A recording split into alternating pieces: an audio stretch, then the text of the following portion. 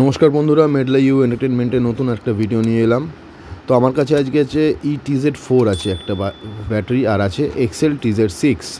তো ব্যাটারি দুটো লাগানো ছিল, এই মানে এক্সেল ETZ4 লাগানো ছিল স্প্লেন্ডার প্লাসে BS4-এ। তো সেক্ষেত্রে আমি তাতে ইনস্টল করলাম, মানে স্প্লেন্ডার প্লাসে BS4-এ ইনস্টল করলাম এক্সেল TZ6।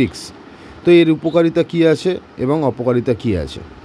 উপকারিতা বলতে আপনি এখানে এক্সট্রা হর্ন লাগাতে পারবেন, এক। দ্বিতীয়, ইন্ডিকেটার বার্জার একটার জায়গায় দুটো লাগাতে পারবেন। তৃতীয়, আপনার যদি ব্যাটারি চার্জার থাকে, মানে মোবাইল হোল্ডার থাকে, মোবাইল চার্জার থাকে, সেক্ষেত্রে আপনি অলরেডি আপনি ওটা ইউজ করতে পারবেন। এবং শুধু তাই নয়, ফল্ট যে ভয়ে আমরা লাগাতে চাইতাম না বা চাই না, সেটা হচ্ছে যে আমাদের যে ইলেকট্রনিক্স পার্টসগুলো আছে, যেমন সবার আগে হচ্ছে CDI, সবথেকে দামি। দ্বিতীয় হচ্ছে আমার যে সেলফ কাট আউট। তৃতীয় হচ্ছে আমার ইন্ডিকেটার বার্জার।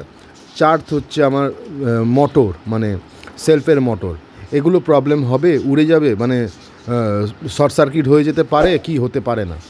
বিশ্বাস করুন, এতে কোনো প্রবলেম হয় না।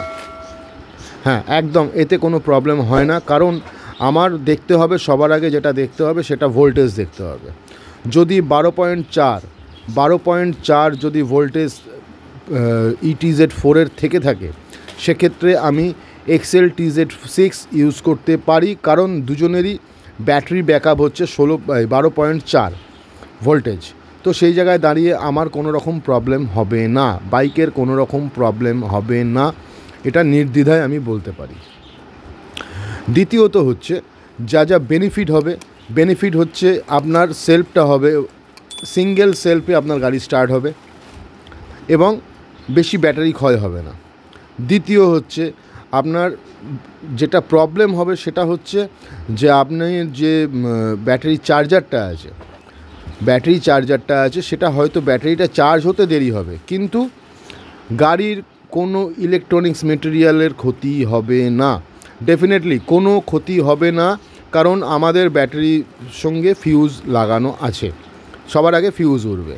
যাই হোক, ইনফরমেশানটা যদি ভালো লেগে থাকে আমার ভিডিওটাকে লাইক করবেন, আমার চ্যানেলটাকে সাবস্ক্রাইব করবেন, কমেন্ট করে জানাবেন যদি কোনো ভুলভ্রান্তি থাকে বা কোনো নতুন কোনো ভিডিও ইনফরমেশান দিতে হয়। বন্ধুদের মাঝখানে আমার ভিডিওটাকে শেয়ার করে দেবেন বা চ্যানেলটাকে শেয়ার করে দেবেন। আর অবশ্যই আপনি ভালো থাকবেন এবং সকলকে ভালো রাখবেন। ধন্যবাদ।